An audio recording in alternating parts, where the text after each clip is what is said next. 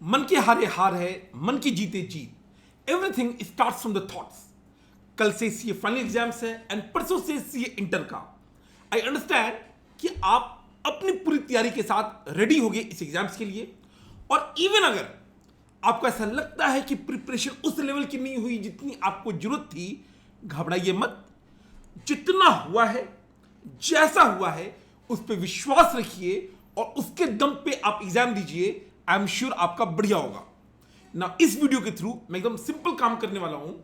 जो 2-3 पॉइंट्स जो हमने अपने एग्जाम्स के दौरान फॉलो किया था, या कुछ ऐसे पॉइंट्स जो मुझे लगा कि मुझे फॉलो करना चाहिए था, किसी ने मुझे बताया नहीं, वो सारे पॉइंट्स हम लोग आपके साथ अभी डिस्कस करने वाले हैं। ये पॉइंट्स एकदम प्रैक्टिकल होंगे रियल लाइफ में। वो जो अंतिम के 3 घंटे, because at the end of the day वो जो 3 घंटे 2 to 5 आप हैंडल करोगे, वही डिसाइड करेगा बाबू आपका रिजल्ट, वही डिसाइड करेगा आपका फ्यूचर।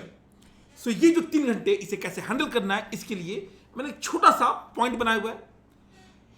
मैं आपको कुछ कुछ पॉइंट करा दे रहा हूं, ऑल्दो आपको एक एक करके ये पॉइंट रीड करने चाहिए। मैं टेलीग्राम में इसका पीडीएफ कॉपी शेयर कर दूंगा।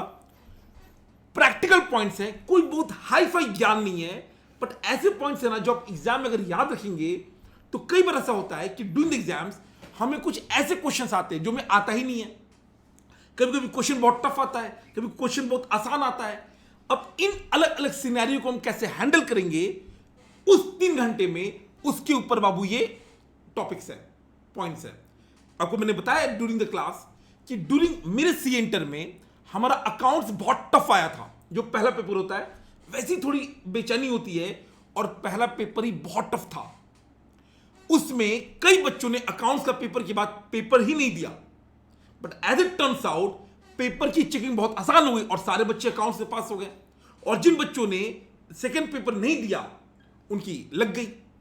सिमिलरली हमारे एग्जाम में, ये मैंने सब क्लास में बताया हुआ है, नवंबर 10 की बात कर रहा हूं मैं, सीए इंटर की। कॉस्टिंग इतना आसान आया था जिसका कोई हद नहीं था। लोग उतना सिंपल कॉस्टिंग का पेपर मुझे कभी विश्वास ही नहीं था। मुझे लगा बेटा 90 तो आएगा, सबसे कम मुझे उसी में आए। द थिंग इज कि बाबू न बहुत ज्यादा खुश होना है, न बहुत ज्यादा उदास होना है, सागर की तरह बनना है, सागर की तरह। बरसाती नदी नहीं कि थोड़ा सा बारिश हुआ और उफान में आ गए और बारिश खत्म हुई तो सूख गए। सागर बनिए, पेपर जैसा भी आए एकदम संयम के साथ उसे सॉल्व कीजिए। 2-3 पॉइंट जो मैं आपको करा देता हूं, जैसे वो 3 घंटे का बाबू आपको पूरा ध्यान रखना है। Presentation and decent writing. अब ऑब्वियसली ऐसा नहीं करना है कि आप एकदम सुंदर बना रहे हो कि आपका पेपर ही कंप्लीट ना हो, और ना ही ऐसे लिखना है कि भैया किसी को समझ में नहीं आ रहा है। तो 2-3 सिंपल पॉइंट क्या देखना है, हर क्वेश्चन को बाबू नए पेज पे स्टार्ट करना है, बीच में स्टार्ट नहीं करना है।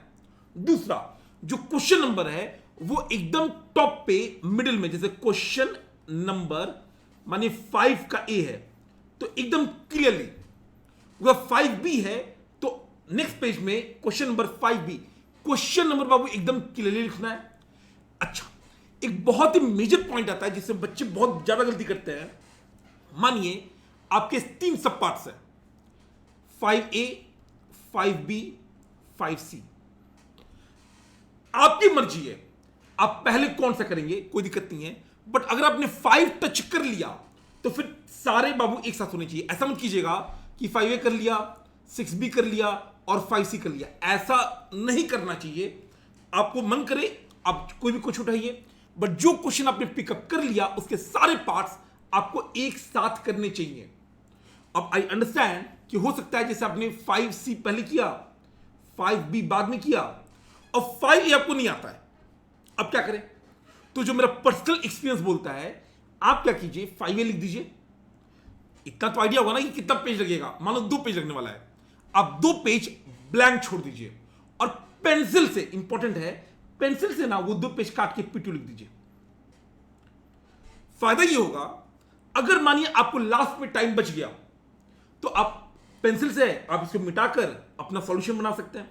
मानिए आपको टाइम नहीं मिला तो जब एग्जामिनर चेक करता है ना, उसको ब्लैंक पेपर, कई बार ऐसा होता है एग्जामिनर बहुत जल्दी में रहता है, पता नहीं उसके घर में लड़ाई झगड़ा हुआ है, टेंशन है, मूड क्या है, तो कई बार ब्लैंक पेपर मिलता है, वो आगे चेक ही नहीं करता है। तो अगर आप पेंसिल से करके P2 लिखा हुआ है, प्लीज टर्न ओवर, तो आगे वाले क्वेश्चन भी चेक कर लेगा।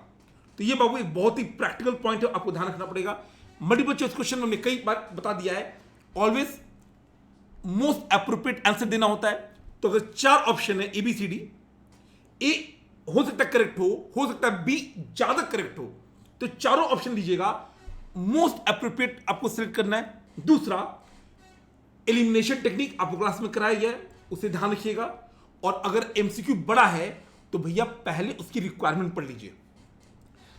प्रैक्टिकल क्वेश्चन अकाउंट्स में, टैक्स में, कॉस्टिंग में, हर जगह बाबू एक्सेल फॉर्मेट फॉलो कीजिए। एक्सेल फॉर्मेट मतलब आपको जो आंसर शीट मिलेगा उसमें रो बने हुए हैं। भाई पेंसिल इसके ले लीजिए। अच्छा, पेंसिल अगर नहीं भी है, आइडियली कैरी करना चाहिए, आइडियली को ऐसे भी आप एक लाइन बस डाल दीजिए, तो ये ना अपने आप एक्सेल शीट हो जाएगा। जब आप आर्टिकलशिप में या जॉब करते हो तभी तो एक्सेल पे ही काम करते हो, तो एग्जामिनर को ना एक्सेल फॉर्मेट बड़ा अच्छा लगता है। तो always follow Excel format.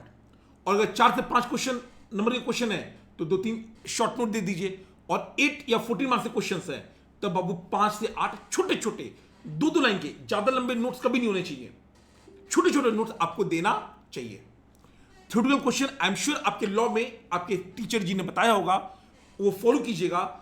EIS SM में कुछ अलग से नहीं होता है, कोशिश कीजिए बस पॉइंट वाइज लिखने का टू द एक्सटेंट पॉसिबल।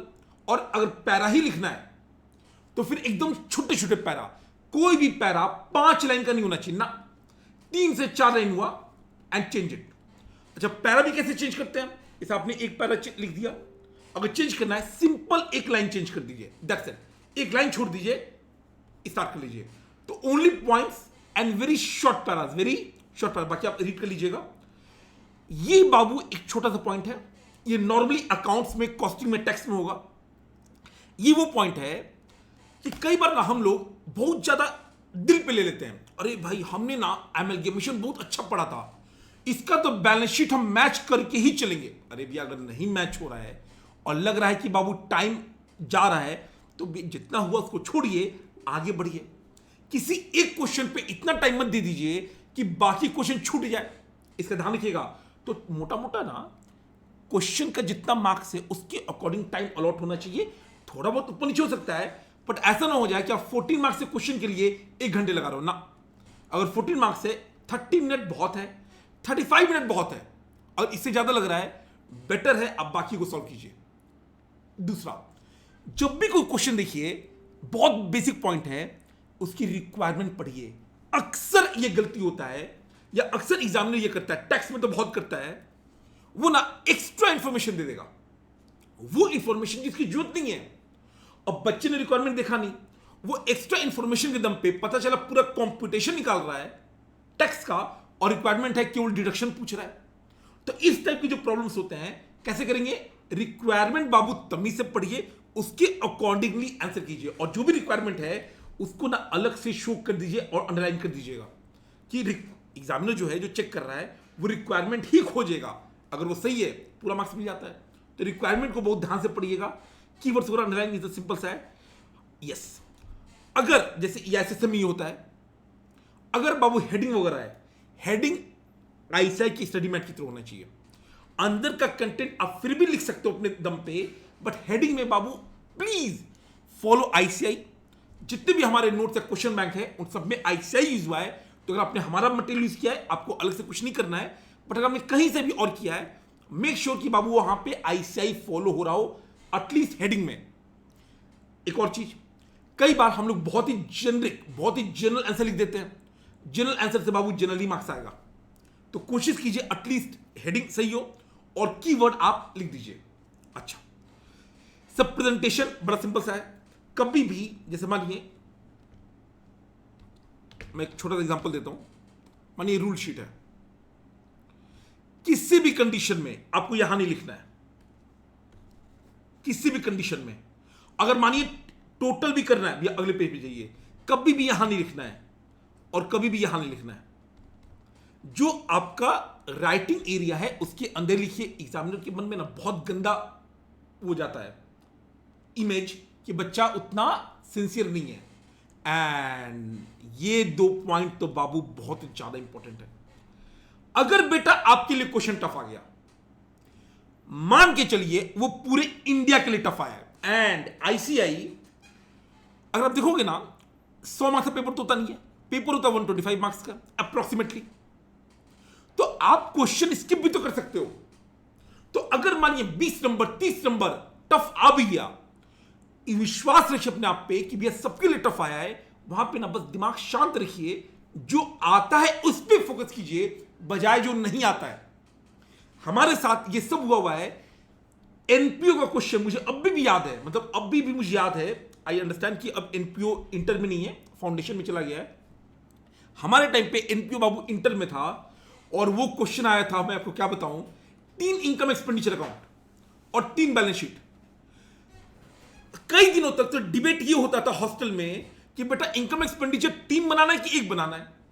कुछ बच्चे बोलते थे ना ना 3 अलग अलग, कुछ बोलते थे नहीं नहीं 1 बनाना है, कुछ बोलते थे 3 इनकम एक्सपेंडिचर 1 बैलेंस शीट। इतना टफ क्वेश्चन आया था, अरे छोड़ दो ना, बाकी पे फोकस कीजिए। तो अगर क्वेश्चन टफ आ रहा है, बहुत उदास मत होइए, जो आता है उस पर फोकस कीजिए। और क्वेश्चन बहुत आसान आ गया तो बहुत खुश मत होइए। सिली मिस्टेक इसी का इंतजार करता है कि आप थोड़ा खुश होइए और आपको गलती करा के 0 मार्क्स दे दे। तो ना बहुत ज्यादा डिसअपॉइंट होना है, ना बहुत ज्यादा खुश होना है, एकदम आराम से वो 3 घंटे अपने आप पे कंट्रोल करके करना है। अगर ऑप्शन रिलीव करने का तो focus on what you know rather than what you don't know. एक बार एग्जाम हो जाए, भले वो अच्छा गया बुरा गया, गया ना, खत्म हो गया। मैंने को बताया था अकाउंट्स के बाद कई बच्चों ने लॉ का पेपर दिया ही नहीं था।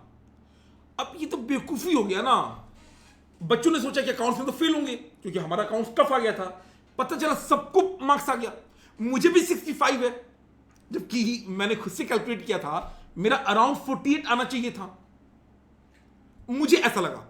एंड कोई फेल नहीं हुआ अकाउंट्स में, इंस्टीट्यूट ने आसान चीटिंग कर दी। लॉ में जो बच्चे नहीं दिए उनकी गलती हो गई। तो भैया एक बार जब एग्जाम हो जाए प्लीज उस पर ध्यान मत दीजिएगा।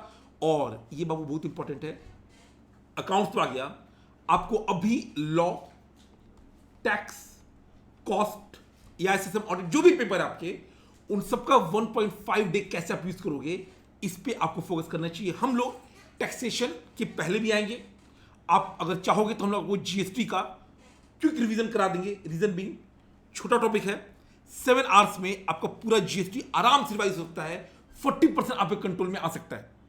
तो हम लोग कर सकते हैं, अगर आप, मैं टेलीग्राम पे एक पोल डालूंगा, आप अकॉर्डिंगली रिप्लाई करेंगे एंड विल डिसाइड। सिमिलर ईआईएसएस में मैं पक्का आऊंगा एक दिन पहले, तो वहां पे मैं तो बता दूंगा। बाकी सब्जेक्ट का भी बाबू आप प्लान करके रखिएगा कि आपको 1.5 डे जो गैप मिल रहा है उसका यूज कैसे करना है। एंड कई बार ऐसा होता है कि हमें लगता है कि सर हम इतने दिन से पढ़ रहे हैं, थोड़ा थक गए हैं, थोड़ा सा डाउन हो गए, which is fine. Everybody where's out, सब कोई थकता है।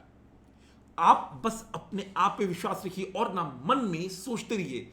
आपका जो कॉन्शियस माइंड है, जो आप डेली यूज करते हो, उससे बहुत ज्यादा पावरफुल आपका सब कॉन्शियस माइंड है, जो आराम से सोया रहता है। उस पर काम कीजिए, उसको बार बार बोलिए अंदर से कि भैया I am stronger than what I am today. जो आपको लगता है कि आपकी कैपेबिलिटी है, उस कैपेबिलिटी के आप कहीं ऊपर कैपेबल हो, बस उस बात को पहचानिए, आराम से मेहनत कीजिए। एकदम बहुत दिन हो गया आप मेहनत कर रहे हो, अंतिम का समय आ गया है, 15-16 दिन की बात है। एनर्जी कंजर्व कीजिए, पढ़ाई कीजिए, लगे तो 10 मिनट मेडिटेशन कीजिए और दिमाग को बस शांत रखिए। अगर आपको लगता है कि कोई भी दिक्कत आ रहा है, प्लीज रिमेंबर दिस, जितने भी सक्सेसफुल लोग हुए हैं सबको बाबू बहुत ही नीचे से ऊपर उठाए। अब इतना टाइम है नहीं कि आप वो सब स्टोरी पढ़ो, बट याद रखिएगा कि जितने भी लोग महान बने हैं सबकी जिंदगी में बाबू काली रातें आई हैं, सबको बहुत ज़्यादा टेंशन और बहुत ज़्यादा एफर्ट लगाया हुआ है। आपका यही वो टाइम है, जो आप अभी करेंगे ना वो आपको जिंदगी भर याद रहेगा। मुझे याद है अपने एग्जाम का डेट, और मैं अभी ना बहुत रिलिश करता हूँ, बहुत चेरिश करता हूँ कि मैंने एग्जाम के दौरान इतनी मेहनत करी थी। और जब भी मुझे लगता है कि अभी जिंदगी थोड़ा टफ लग रहा है तो मैं याद करता हूँ अपने एग्जाम डेज, और मुझे ना एक कॉन्फिडेंस आता है कि अगर मैंने वो टाइम पार कर लिया तो अभी तो मैं पक्का पार कर लूंगा। Right, so that's it. ख्याल रखिए, पूरा एफर्ट लगाइए, and I am sure you will do great. God bless, take care, all the best. चक दे।